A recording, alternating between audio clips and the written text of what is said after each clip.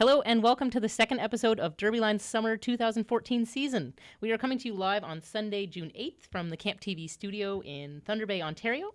My guest in studio tonight is Cuttles of the Thunder Bay Roller Derby League.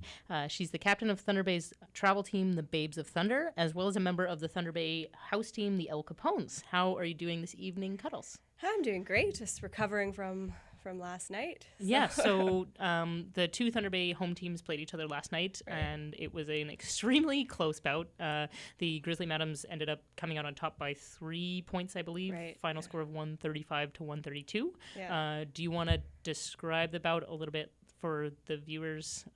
Describe last night's bout a little bit? Still having heart palpitations right now.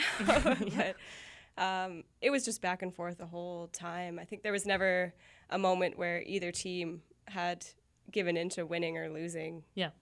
It was, on the edge of your seat the whole time. And, yeah, totally. I'd agree with that assessment for sure. And I think even, 10 minutes after the game, I was, or even really now, I'm still kind of feeling the same way. Did that happen? I don't know. Yeah, so did you see many new things in play by the teams last night? Because I know, so the Grizzly Madams, that was their third win, and the first win was by quite a large margin. Right. The second win was by a lesser margin, and then last night's win was obviously by a very, very slim margin. So did you notice anything different either from the El Capones or from the Grizzly Madams that you would say caused those sort of differences in point margins? I guess we actually had a smaller roster in this last game, which I thought was pretty interesting. We had 8 players, so I think that was more of adrenaline, and we each time we went out there, we kind of knew, what we had to do, that there wasn't a lot of sitting time or waiting or watching other jams happen while you're on the bench. So I think that really actually worked in our advantage for this last game. Sure. I didn't play for the first game, so I didn't really see how that happened when there was a really big margin. But the second game, I think we were working towards, counteracting some of the Grizzlies' strategy. They were kind of trying to clear lines and putting picks, and we were working more at not letting that happen so much. Well, your own picks were pretty great last night, I have to say, for the whole team, for the El Capones. And I have noticed that sometimes that's true where you're talking about kind of like, being really down on numbers. I find sometimes that really galvanizes a team, and everyone who's on the team on that roster knows that they have to step up just as much as maybe someone they might consider a star player, right? So everyone knows that they're going to be asked the most of them that could be asked, so everyone tends to give it a little bit more. So it could totally be a good reason for it. Did you see anything as far as new techniques being played or anything interesting that maybe the fans got really excited about? I think the fans were really engaged in this last game, I think, because it was so close. There was booing for the first time. There was booing, and that was, I don't know how to think about that right now, but it was, I think that in itself just helped people get a little bit more into it than previous games. So. Yeah. I guess there's one thing to be said for just kind of being able to draw that crowd reaction is, if the crowd is that heavily invested in it, and, in Thunder Bay, it's been kind of a slow ramp up to crowd investment. At first it was kind of like, family and friends coming out to watch their person skate, and now there's people who are committed to watching a certain team, and, they're really obviously have their heart set on El Capone's winning last night. And I was on the other team, the Grizzly Adams. I was on the ones that was getting booed, so it didn't feel as cool. It didn't really feel good for anybody. Nobody really wants to hear booing, but there is something to be said for that kind of crowd investment. So great. So it seems like home teams, it's at least heating up, and things are really competitive, so that must be pushing the sport forward in Thunder Bay quite a bit. I feel there's less, getting the fans engaged this year, getting them more involved. It's less kind of tricks or showmanship, not to say that that's gone. But I think just generally our skill and our competitiveness and our endurance has improved, and people can see that, and they want to come and they want to watch. Sure. Yeah. So cool. Yeah. So as far as home teams go, it seems like things are going pretty well, and we've got a couple games left. Do you want to talk a little bit about the Babes of Thunder, because I know you're captaining the team for the first time this year. So what has that experience been like? Well, I guess taking over from you last year, which is you captain for... A reign of terror. For quite a few years. I think that it's been a pretty smooth transition because, you're still there, and, we still have that force that you bring, and then, being able to be less forceful now, talk less. Right. Yeah. But like still that information that, Sure. you're so great at, giving us strategy information and stuff. Sure. And being able to bring sort of a different spin on things has been a pretty good transition because, we haven't really changed a whole lot. Sure. In that sense. So you captained the El Capones previous to this. Right. Is it a different experience captaining a travel team as opposed to a home team, or do you feel like the same skill set is kind of involved? I felt that I've only captained one game for the Babes of Thunder so far, but I felt like it, the team, kind of just knew what to do, and most of the players who are on the Babes of Thunder have been on the team for a really long time. Right. So I felt like being a captain of the Babes of Thunder was more of just, being there to support people and doing stuff for themselves, while being a captain of the El Capones was welcoming rookies into the league, and there was a little bit more of interpersonal skills that you needed to be a home team captain. I found. Right. So you need to do a little bit more. You might need to do a little bit more education because people kind of need a reason to be there a little bit more. That kind of thing. Right. And then going over a lot more rules and stuff while on the travel team. You don't necessarily have to do some of that. Right.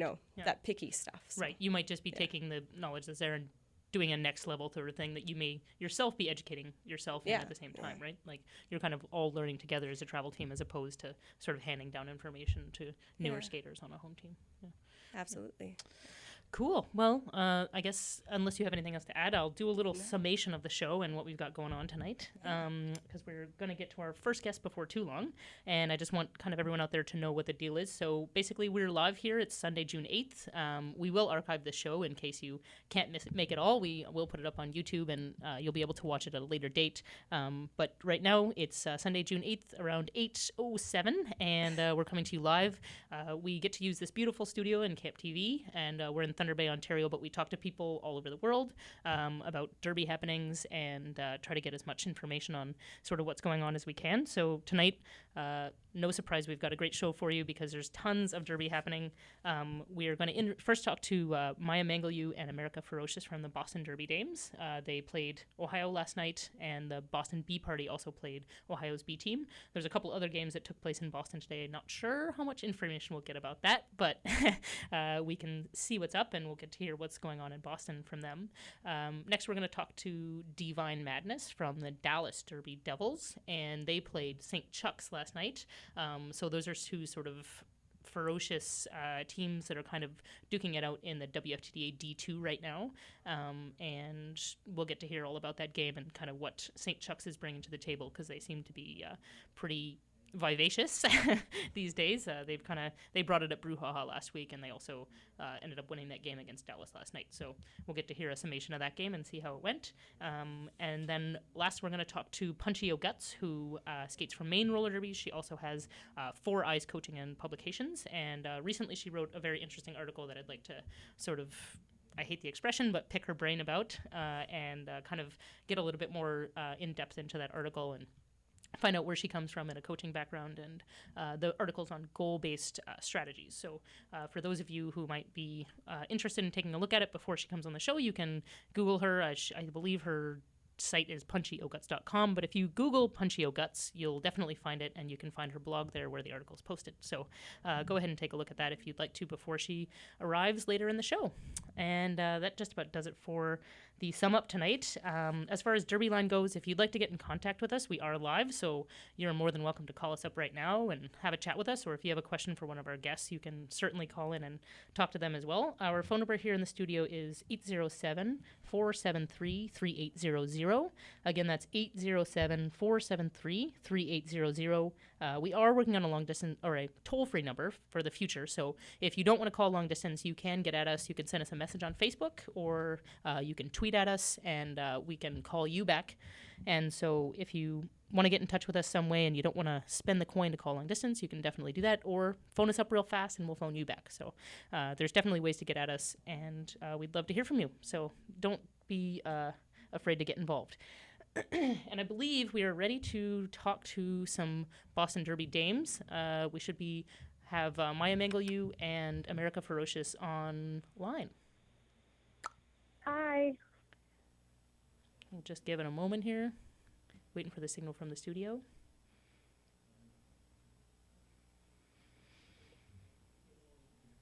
Hello? Hi, this is Mangleyou. Not hearing anything in headphone, but...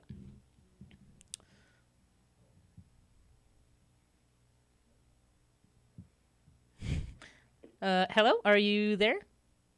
Hey, this Hi, is it's Mangleyou. America. Hey, everybody. So let's... Sorry. Oh, hi, you're there. You're here with us. So Mangle's here with us on Skype, and I believe America is on the telephone with us. America, are you there? Yeah, I'm here. Oh, hello. Hi. Oh, great. So you guys played, both of you played in the bout last night against Ohio. Do you want to give us just sort of a quick summary of how the bout went down and maybe any sort of notable moments of the bout that may have happened last night? Just a quick sort of recap, either one. I can take that, America, if you want, or you can. Yeah, Mangle, you can go ahead. Yeah, the bout was really great. It was a tough loss for us. We were up by about 40 points at the half, and Ohio, I think as much as we don't want to admit it, maybe we didn't really fully estimate them because they didn't have a full charter. I think they had 10 people warming up with them, and then 3 skaters from their B team come up from the first bout and play in the second bout. So I think it's possible we were a little overconfident coming into it, and they really brought it in the second half. I think Smacktivist really showed her hockey skating background and really dug deep and really punished us, our arrogance, a little bit. Okay, yeah.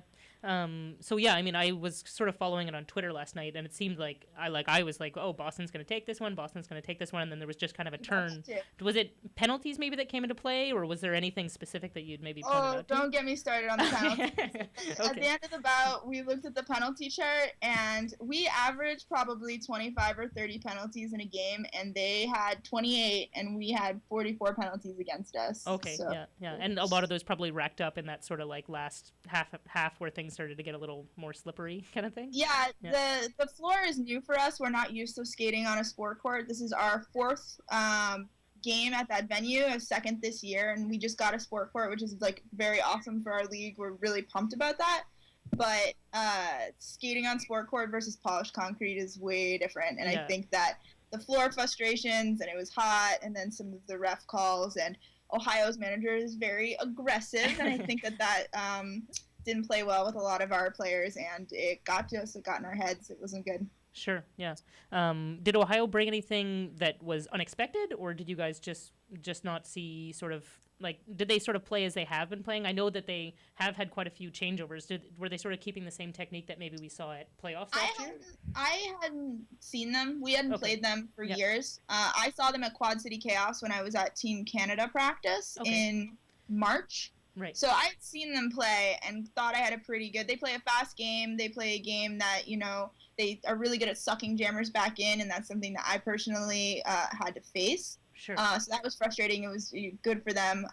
But our first half, we were doing a really good job of playing offense against them and containing their jammers and really punishing their jammers in those, ostensible power jams. Sure. But in the second half, I don't think a lot of skaters were ready for the really tough energy that they brought to the second half. Okay, sure. I think momentum really has something to do with it, and sometimes being an underdog is one of those things that can really do great things for you. Sure, yeah. Yeah, I mean, we were just talking before, we played a home team last night, and Cuttles' team was down a couple skaters, and they played the best game that they've played yet this season. So, we were talking about how sometimes, just missing those couple of players can really galvanize a team. Like, everybody's like, oh, I have to do it now. It's up to me, and I can't just kind of sit back on my laurels. When Gretzky left the Edmonton Oilers. Yeah. Everybody else had to step up. Yeah, exactly, yeah. So I know then the B party did have a big win over Ohio's B team last night. Was that sort of expected, or did you guys kind of watch that game and think like, oh, okay, well, our B team's handling their B team, we've got this in check? I don't think that led to overconfidence necessarily. No. Our B team, the way our teams, we're very a league first team. Sure. Yeah. Our A and B team practice every practice together, so we're all learning the same things. And America and I both practice with all those B team skaters that people either saw or were reading about last night. So those skills transfer. So our B team is very, very good. Okay. but I don't think that gave us a sense of overconfidence. Yeah. I don't think so. Maybe it did. Yeah, I guess maybe not as much overconfidence as much as like you kind of watching what their B team is putting into place and kind of playing off of that a little bit at the start of your game. But then again, at the start of your game, you were pretty much owning them. So I guess it's just that sort of last half unluckiness and penalties and whatnot. Yeah, my skate fell apart in my last jam, so that wasn't you good. My whole it very kingpin well, though. fell out. It was very graceful, I feel like. As graceful as a skate falling apart can be, probably. Yeah, it was a smooth transition, one of those things. But you practiced it. Okay. So I know you guys also played a really close game against the Bronx Gridlock last month. I guess one question I have for you guys is I know you do a lot of, like, you often play, let's say, in the men's team, like the Mass Maelstrom, and let's say you play the Bronx Gridlock. Do you prepare for those games differently than you would a sanction game? Is it a time for you to try different stuff, or you're just going out to play just the same as you would any sort of sanction game? I think as a team, the emphasis is on playing our game and practicing all the things that we've been working on. I don't think we necessarily play more crazy. Me personally, I might try to do something more aggressive and play one-on-one with a jammer. Okay. But as a team, I think we tend to try to still play all of our strategies, strong walls, good offense. Those things are still in play. But I don't know. Maybe I get a little cocky. America, would you agree? Sorry, what was that? Yeah, no, I was going to comment. I think that mindset, what Mangle had mentioned, is that when we're playing those games with the Bronx, it was really close, similar to like other games we've played, and we're just going jam by jam and really like trying to bring like the best lineup and like the best plays and practicing all the strategies that we've done in practice. So right, yeah, I don't think it's much different than any other game. Okay. And how about when the score is close as opposed to like maybe when you're down a whole lot or you're up a whole lot? Do you feel like your team executes things differently when you're playing a super close game? Or do you feel like your team is able to kind of execute things on the same level no matter what the score is? I prefer to play a close game. Okay. I like that sense of someone being right on your heels. Okay. I'm not sure how to answer that as far as the team. It's a little bit different, I think, when you're jamming versus blocking because you're a little more self-centered and have to be a little bit more self-centered. But yeah, I try to think of it with one jam at a time, and I like knowing that someone's right behind me. Okay, yeah. And how about for you, America? Yeah, I think it's those definitive moments. Like as a blocker, I don't play as well when I'm thinking of myself. Those are the moments where I'm like going to the box and doing things individually. Yeah. So I really have to think about doing the best thing for my jammer. So just trying to think of the jammer and trying to get her through. So I think those definitive moments of like a really close game, that's when it's like nail biting. Right. Okay, yeah. So I know you guys are preparing to play at ECDX in a couple of weeks. So you guys are playing Terminal City and Victorian, which, funny enough, we talked to you and What Army last week from Montreal, and they're preparing to play the same teams. So I guess what's the preparation for ECDX looking like at this point for Massacre? I have a little bit of an inside view on Terminal. I skate on Team Canada and skate with a lot of those Vancouver girls. So I know all their secrets. I'm not too worried. I'm excited to play them and back up all my, trash talk. So that's going to be great. Victoria, I'm very excited to play as well. I imagine that those Australians, because they're from a penal colony descendant, are going to be really big. And I'm excited to play against them. It's going to be exciting. Yes. Yeah, that's right. And for you, America, everything's looking good as far as preparations go, or? Yeah, I think we just try to take every game that we've played so far and try to think about what worked, what didn't work, and doing our best at ECDX. And there's not going to be a pool this year, so what? No like pool. One of those things. You haven't heard this? You wouldn't mention something about it last week, but I thought she just meant Montreal's not going to the pool. I didn't realize there was no pool at all. No, there's no pool. It's broken. Oh, yeah. That's terrible. That is terrible. Our motivation for a long time during planks was the pool. Yeah, totally. We're saying do it for the pool. Get out of the pool. Yeah. What are we living for now? Now we're thinking of other things. So yeah. It's like everybody's favorite spot in Feasterville, the pool. Yeah. Oh, that's too bad.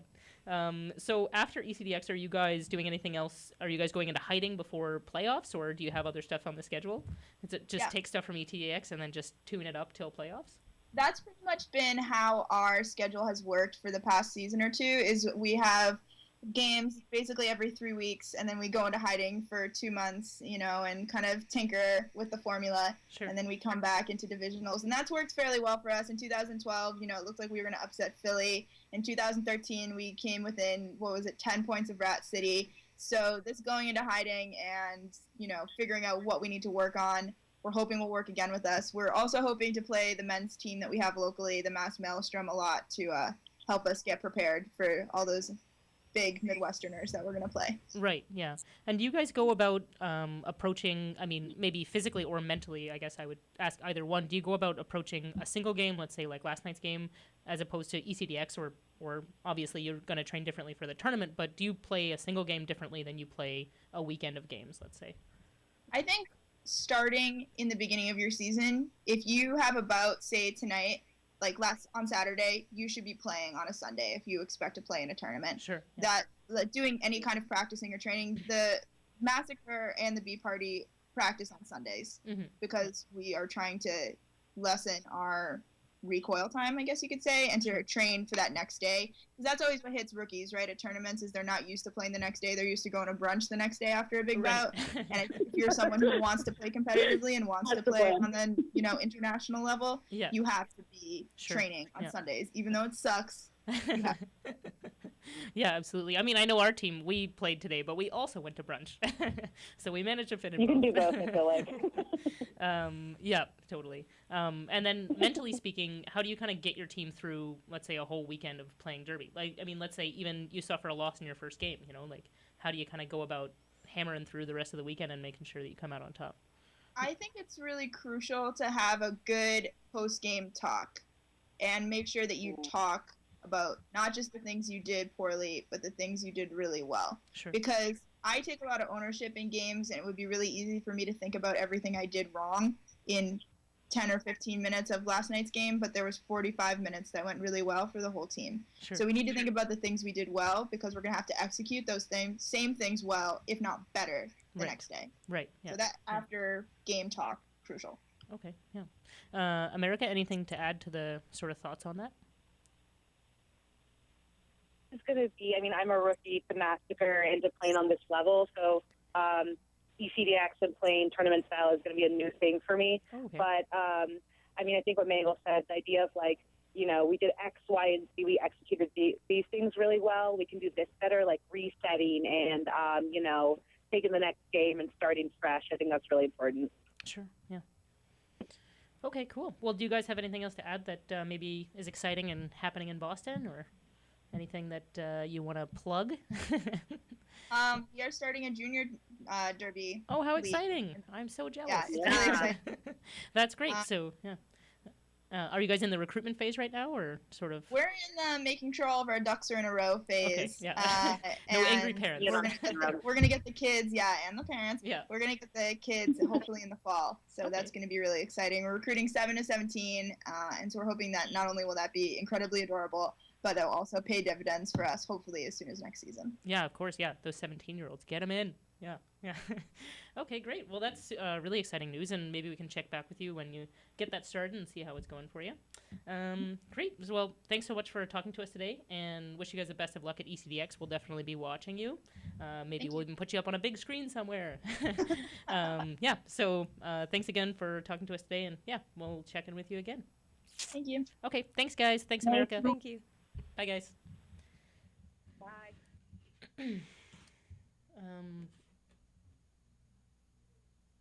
Yep. So we'll be talking to Divine Madness in just a couple of minutes. As far as the tournament sort of play goes, I know Thunder Bay hasn't played in a ton of tournaments, but it sounds just about like the same at sort of all levels. We may not play at the high levels of the WFTD the way Boston does, but it seems like it's kind of the same approach. Like just you got to do what you can do, keep your team on the same level. Let's say when Thunder Bay was at the Beast of the East a couple years ago, did you find that was kind of the way it was getting through the tournament? Yeah, I think,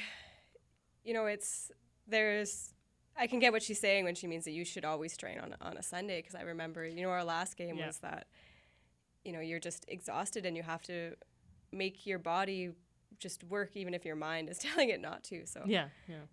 And I mean, Thunder Bay almost lucks out in a way. I mean, we don't, but we do in the fact that we're so far away from people that, you know, we end up scheduling multiple bouts almost every time we travel because it takes so much for us to get to the places where we need to play that it's not like, you know, we're going to drive for 10 hours and play one bout and then it's going to be done. So we always kind of try to lump them up, play a Sunday game, if not, you know, like let's say when we went to Toronto last year or Southern Ontario, we ended up playing 4 bouts in one weekend, which, you know, a lot of people thought that was crazy. But for us, it's like, you know, we're not going to fly to Toronto and play one Saturday night bout. We're going to try to play as many as we can. So, you know, it's almost lucky in terms of like when Thunder Bay gets to that tournament level, let's say like when Thunder Bay gets to the D2 tournament level, we'll almost be a little bit prepared for that kind of mentality just from playing through years of that kind of style of play. Getting used to it and trying not to get injured in the first couple of games. Yeah, totally. And I mean, even things like, let's say when we went to Southern Ontario last year, there was many clarifications that had come out over the summer in terms of reffing. And, you know, our reffing crew is in the same boat as our players. They get to travel as much as they get to travel, not constantly. So they may not have been aware of the way that people were calling it. And people call things differently regionally anyway. So throughout the course of the weekend, we were kind of able to pick up different ideas and understand the way that things are being called and adapt to that play, you know. So it's always impressive when a team can do that. And it sounds like we've got Divine Madness on the phone, so we'll welcome her to the show if she's there. Are you there, D-Mad? Yes, I am. Hello. Oh, hello. How nice to speak with you. Yes. So welcome to Derbyline. Divine Madness, or D-Mad, is from the Dallas Derby Devils. And last night, Dallas took on St. Chuck's, who's an up-and-coming team in the WFTDA. I believe they're ranked somewhere around 42.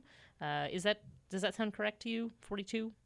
Yeah, I was excited to see this game. Chuck's is at the top of Division II. Yeah. They've moved up 9 spots. I think they're at 40, or they were at 44 before last night. Oh, okay, 44. Okay, yeah, I knew it was somewhere around that sort of upper D2 level. So do you just want to kind of give us a picture? We've actually got the photos from Dwayne Baker on the screen up right now.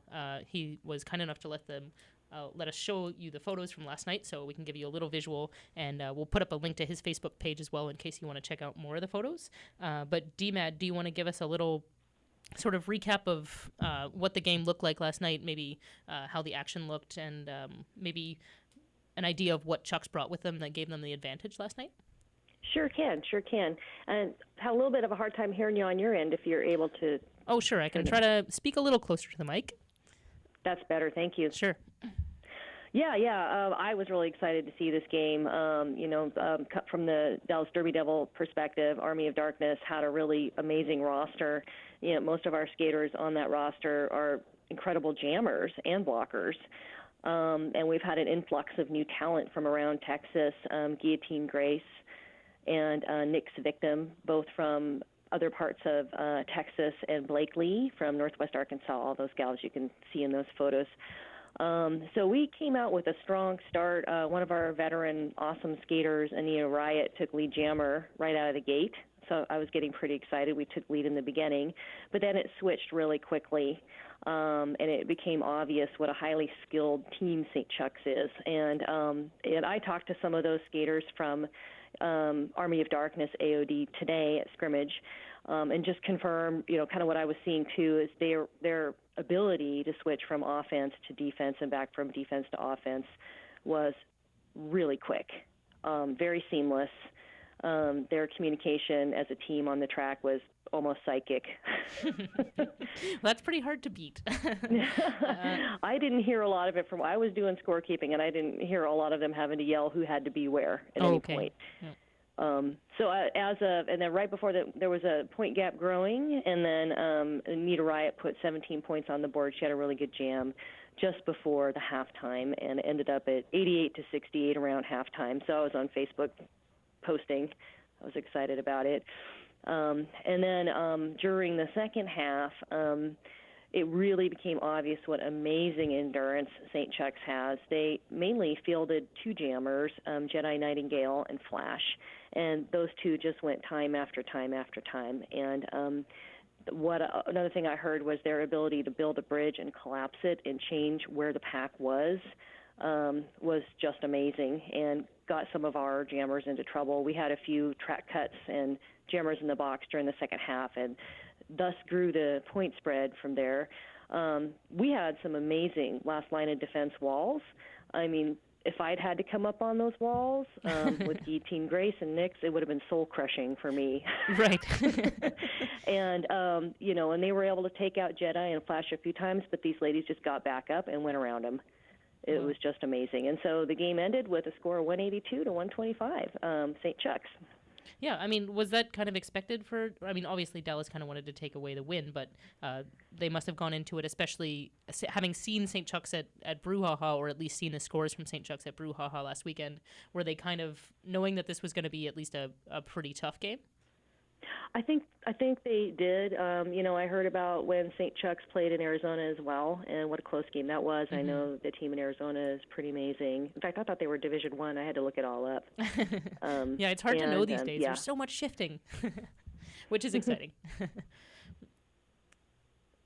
We talked to Maria Montoya actually last week from Arizona, and she was saying how impressed she was with St. Chuck's performance last week at Brouhaha. So when I saw that they were playing Dallas this week, I knew it would be a pretty close and good game, and it did turn out to be that way. As far as their two sort of jammer rotation went, was there anything that sort of worked as far as approaches to defeating one of those two jammers at least, or did they just kind of try to go after both jammers and keep their walls the same way that they were from the beginning? You mean a change of our approach? Yeah, like did you try to change anything to kind of defeat those specific jammers since they had such a tight jammer rotation, or did they just kind of keep the setup the same way it was and try to just play their game and get into the groove and get their jammers through? Yeah, I mean, I didn't get to see all of that because I really had my eye on their jammer, because it's during the second half I was doing the point scoring for their jammer. Okay, sure. And jam ref, so it looked to me like we were playing out the strategies that we know have worked before. Okay, yeah. Okay, well, I mean, there's something to be said for that, and it still, was a relatively close game, it seems, and it still was probably a pretty fast and hard-hitting game. Was there any kind of new techniques you saw? You said that they were playing some pretty heavy defense at the end to kind of keep the point spread at bay. Was there any kind of new techniques you saw for sort of maintaining that point spread, or were they just really, really tight and able to sort of turn that defense on at the drop of a hat? Yeah, so that type of defense towards the end to keep the point spread was just their jammer calling off the jam. Oh, okay. Playing it safe. Yeah, so just kind of nickel and diming it and just keeping the point spread kind of chipping away? Yeah, exactly. Our jammer would come out of the box. They would call it off. Oh, okay. Well, I guess if your jammer's going to the box too, there's that's just an unlucky kind of night. So as far as Dallas goes, what's the rest of the season looking like in the lead up to tournament play? And I guess the lead up for them would be for Division II tournament play. What's the season kind of looking like in Dallas? Yeah.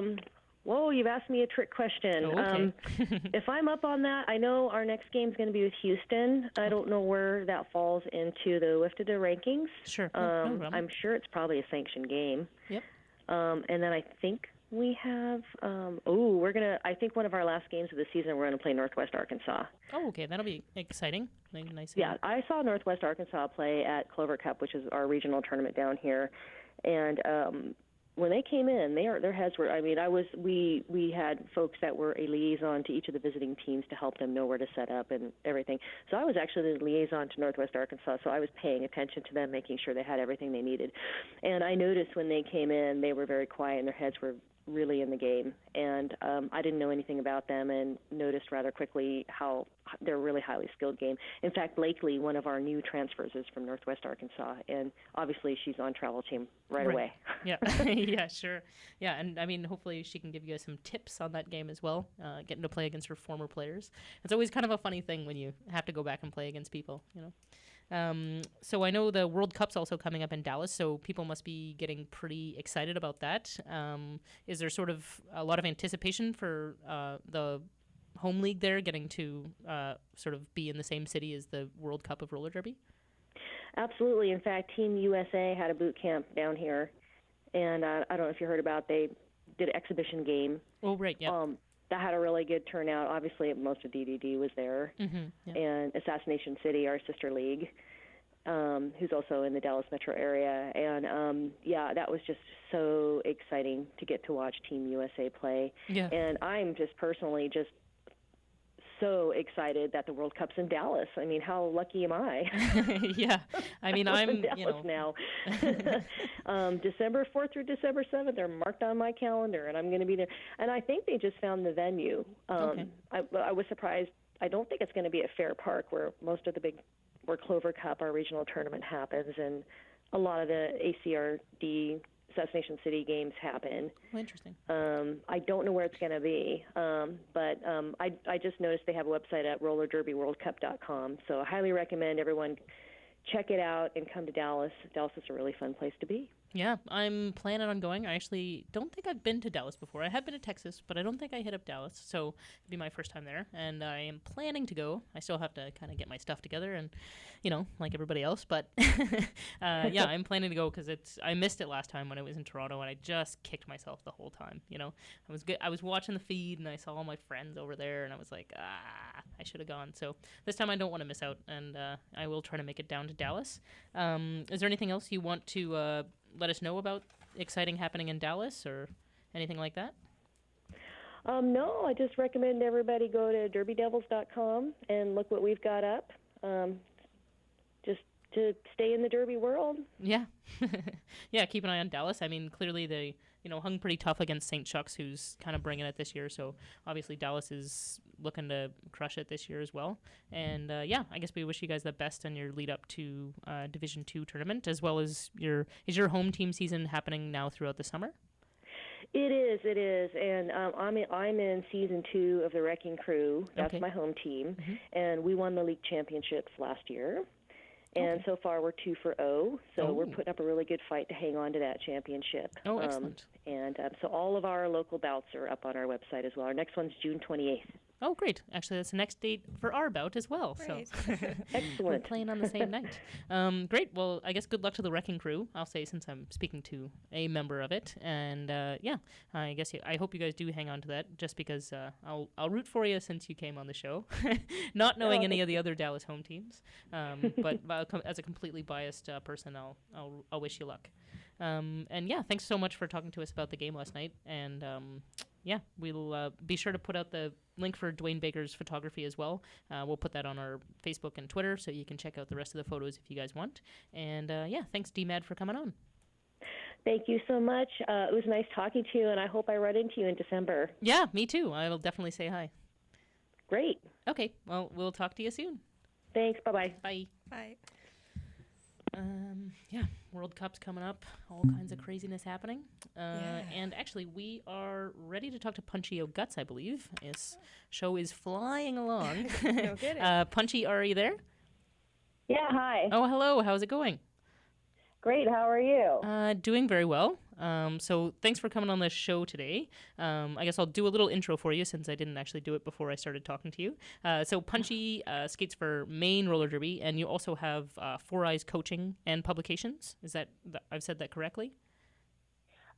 Yes, I am skating, or I'm not skating for Maine Roller Derby. I'm coaching. Oh, coaching Maine Roller Derby. Okay, yep. Mm-hmm. Okay. And how long have you been on the coaching side of things? I actually wasn't aware of that. I just I coached for the league on and off throughout my time with them. So kind of on the training committee sometimes, and then I had a heavier role in it in about 2012 where I was running the training committee, and then I started coaching other leagues around New England and did the first Northeast Derby convention, and then started traveling to other states and other countries. Oh, okay. And so I've been doing that mostly since 2012, and then I returned to Maine Roller Derby this year in January to start coaching their all-star team. Oh, okay. I see. Okay.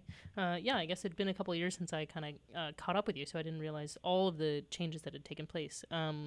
So that's great, though, that you've taken such a heavy role in coaching. So this article that you put out on the sort of goal-based strategies, I was really impressed by it, and I was hoping maybe you could just give us sort of an idea behind how you developed the concept. I know, like, in the article you go through a little bit of, like, how the trial and error sort of happened of, like, you coming up with strategies and then, realizing all of the different factors that you had to take into account to implement that strategy. Can you kind of walk us through how you sort of came up with the concept of goal-based strategies or goal-based decision-making, as you call it in the article? Sure. Like you said, really it's all sort of a trial and error process, and that's pretty much how I learned everything in roller derby, was by screwing it up a lot. And it was really a light bulb moment for me after playing derby and certain strategies not working and questioning, why didn't this work? What's wrong? What do we have to do? What do we have to fix? What can we change? And then it just sort of clicked where it became very simple. Really just when I was looking over footage and seeing the decisions that were being made in the moment, I was like, wow, that's really counterproductive. And I realized that when we were playing, we didn't have the simplest goal in mind. And if we kept that in mind, then we would have made much different decisions, if that makes sense. Yes, yeah, absolutely. I mean, I guess as far as goal setting goes, that was something I kind of wanted to get into too. So you kind of talk about, the levels of goal setting. So you should have your long-term goals, maybe your season goals, but then also, even multiple season goals. And then those kind of filter down into separate bout goals. And all of those separate bout goals kind of filter down into separate jam goals. So the jam goal is, I guess, as you would say, keeping the simplest goal in mind. That'd be, the idea of like the jam goal should be the simplest goal possible, or does it get even smaller than that? The even within the moment kind of goal setting. I guess. I do. I think you can distill it down to the jam goal, and then distill it down even more to every tiny moment that occurs, so that every decision that you make in the pack and as a coach on the side all fulfill the purpose of the goal. And ultimately, everything that you're doing is with purpose. Okay, right. And how do you, I guess maybe as far as like in your coaching life, how do you sort of set up teams to all be on the same page to know how to factor all of those things in? So basically every single person that's in the jam at that moment has to be able to factor in all of those things and has to be on the same page and has to know what the simplest goal is. How do you kind of go about, I know you say in the article, like, we'll assume that you know how to set goals. I guess the question is, how do teams know how to set goals? And how do you know how to distill those goals down into the simplest ones? Well, I think that it's really important. I'll use the Port Authorities, the team that I'm coaching now. When I came on in January, the team had determined that they really wanted to make it to WFDA divisionals. And so we were looking at what it would take to get there. So that required, X, Y, and Z, and that influenced how we were going to handle each bout. And so we were playing at the Beach Brawl in Florida, and we were playing against opponents who were ranked much lower than us. And so in order for us to improve our ranking through WFDA, we needed giant point spreads. And so we went into those bouts planning to have giant point spreads. Okay. And so that influenced how we were going to handle each jam. So we wanted to maximize the amount of time that we could score points. And since you can't score points in between jams and you can't score points on an initial pass, we decided that we needed to try to play a full 2 minutes and score as many points as possible in order to make that point spread. Okay. So then that in turn affected what was happening in the pack, and that influenced all the decisions that jammers were making and the blockers were making. Right. So that, it was a very heavy defensive game. Right. Yeah.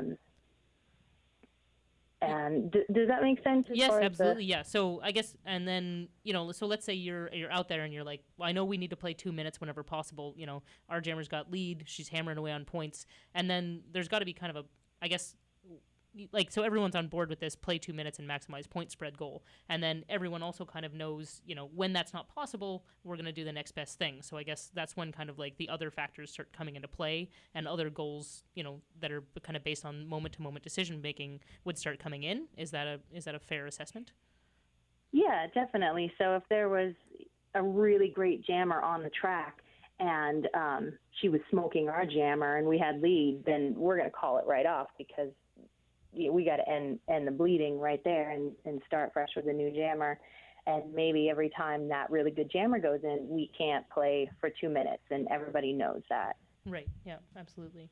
How do you kind of, as a coach, maybe even going into other leagues, how do you kind of get everybody on board? And maybe even a lot of teams might need a lot of education, as far as, they might not even know what their goals are. They might not even know realistically kind of where they stand.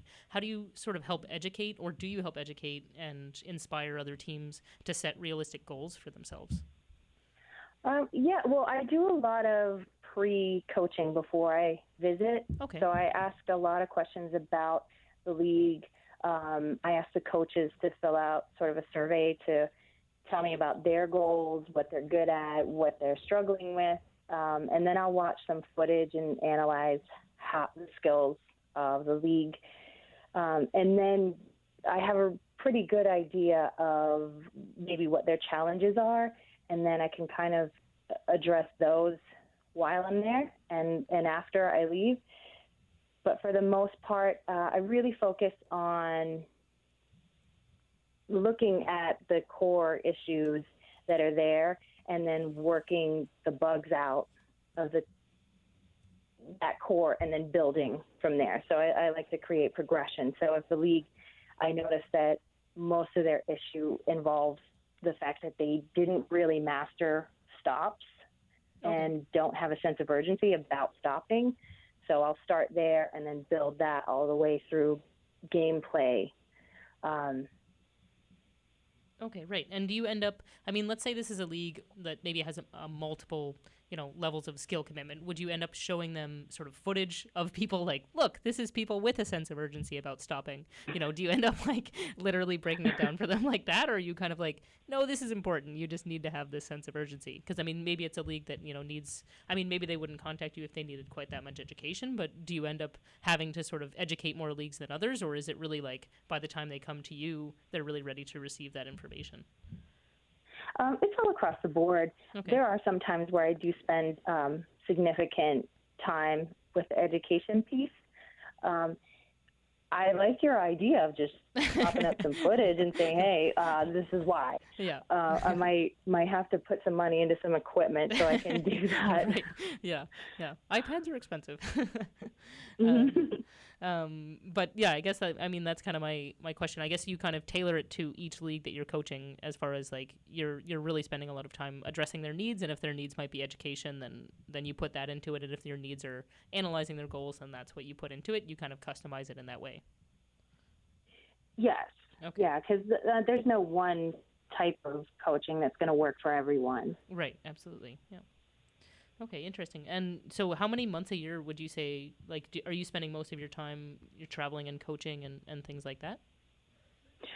No, I'm a single mom, Okay. and so I can't, I have to sort of plan it. Yeah. I would love to be coaching out, traveling constantly. That would be amazing. Sure. But at this point in my life, it's just maybe once a month, and I'll travel. Sometimes it's just around this area, so I'll just go somewhere and back. Like 2 weeks, I go to Long Island, and I'll just be there one night, and then I come home. Okay. But I was in Australia for 3.5 weeks. Oh, great. And just sort of depends where it is and what their needs are. But usually it's just anywhere from a few days to a week or two. Right, yeah.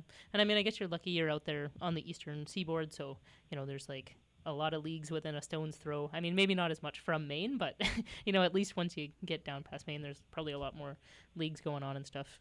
Like, we're coming from a pretty isolated perspective, so, our closest league is 3.5 hours away. So, yeah, that's...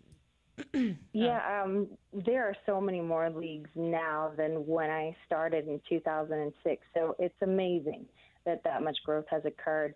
And I'd say most of the leagues are within like 2 hours to 3 hours. We have quite a few. Okay, right, yeah. Yeah, I know you guys often get to play like a lot of other sort of Eastern teams that I get to see, or at least did when I lived on the East Coast. I don't get to keep up with it quite as much as I used to, but I used to see you guys playing, or at least scrimmaging Boston a lot and stuff like that. What is on the schedule for Maine roller derby this season, and what sort of is the plan for the rest of the summer? Well, we have one more bout this Saturday in New Jersey playing Garden State, and after that we'll be taking a little bit of break over the summer and then coming back in the fall. We've definitely been struggling to play some, well, I should say we've been struggling to schedule bouts with some higher ranked teams. The way the system works now, it's really hard to get teams that are ranked much higher to play you. They just feel that it's a risk. So we're mostly playing teams that are around the ranking where we are, and we're begging other teams to give us a chance and play us. So we're hoping to just get as many bouts as possible against teams that are really, really good. Sure, yeah. Yeah, I mean, we've had a bit of the same struggle. We're we're WFTD Apprentice League here, so, and we're isolated as well, but it's, kind of a struggle to get people to come up and play you, especially when they're higher ranked than you, and, they may feel like even getting a large point spread against you isn't going to do much for them. So we kind of face the same thing. Do you see any change in that in the WFTD in the future, or do you think that's always going to be kind of a challenge to kind of get up the ranks through the lower Division 2 kind of area? I don't know. I'm really frustrated with it because the team has been working so hard, and many other teams work really hard, and there's just the way to improvement is such a slow climb. We have to just revamped all the ranking and the divisionals, and so I don't know that they're going to do anything different anytime soon because that was such a huge undertaking. But I have no idea. Sure. Maybe I'll write a letter. Yeah. I guess there's maybe no simple sort of tweak for it, but maybe over time, maybe even, there's a way to sort of prepare teams for that slow climb up the Divisional 2 rankings. Or, maybe there's a solution for it as far as they add a Division 3 at some point, and then people get to play off there, and they get to move up through the ranks there, and it feels less like a kind of slog up to that 40 breaker between Division 1 and Division 2. So there could be a tweak for it. I guess we never really know, especially those of us that haven't been on the WFTDA forums in the last 4 years. But we're getting back on there now. Good. I guess as far as the Garden State bout goes, are you guys expecting that to be a fairly close bout, or what are you kind of expecting out of that? Well, Garden State has been also climbing and having a good season. So we're anticipating a good challenge and a close bout. We have no idea what will happen, but we're definitely prepared to play our absolute best. Okay. And come away from the track being proud of every decision that we make. Okay. Yeah. Yeah, I guess that's all you can hope for. As far as mentally prepared and that kind of thing, do you feel like the Port authorities are in a pretty good place to head in there and play their, I guess, the last game for the summer, and then take things back and tinker them till the fall? Mental training is always a challenge.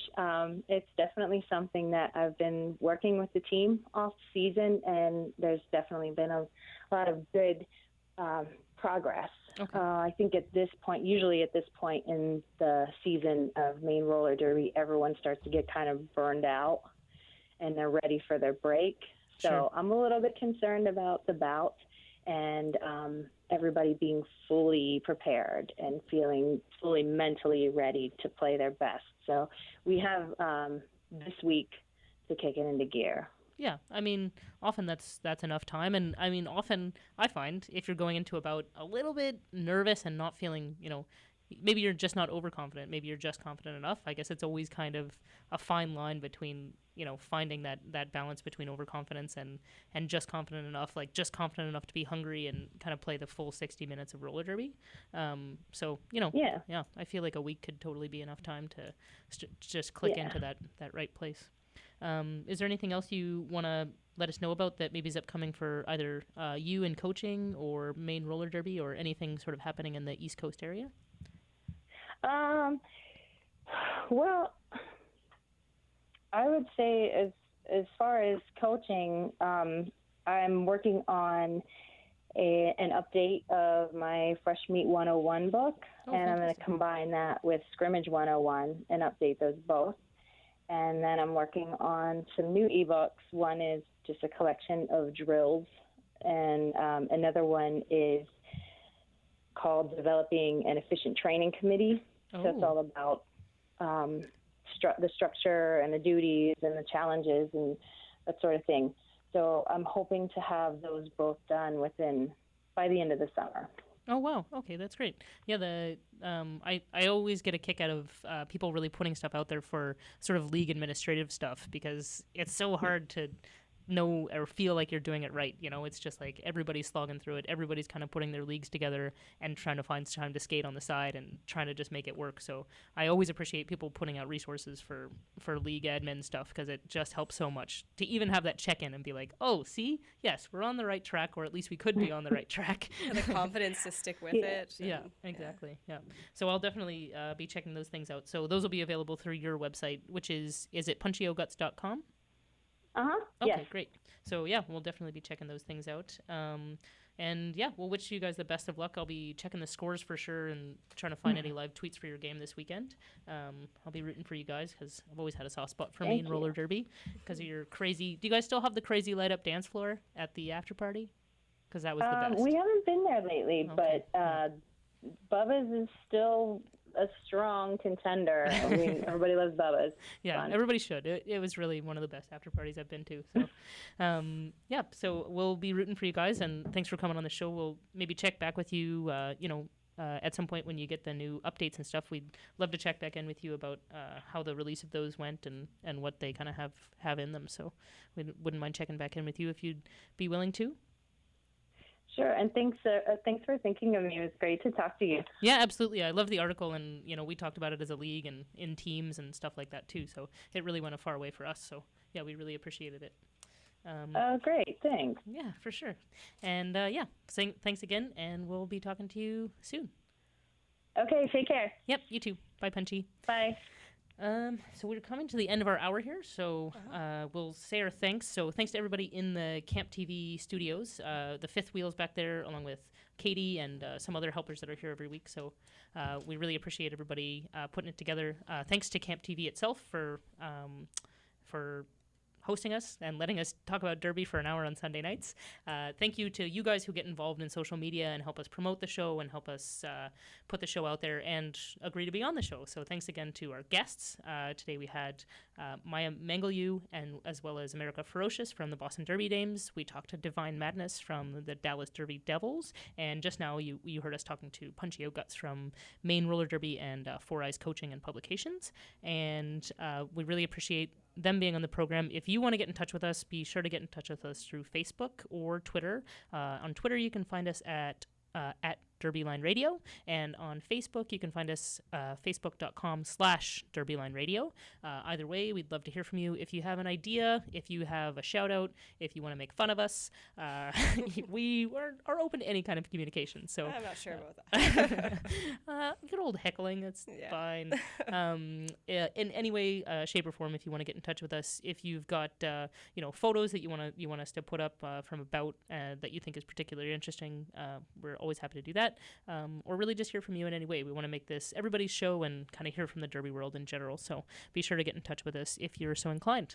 Other than that, I think that's it for our show. So we'll go ahead and say thanks and sign out for the week. And we'll see you next week, Saturday, June 15th. Bye, everybody. Get the words out your head, little bruh. Those shades, the world's the same. Don't you know, little bruh? It only just little bruh.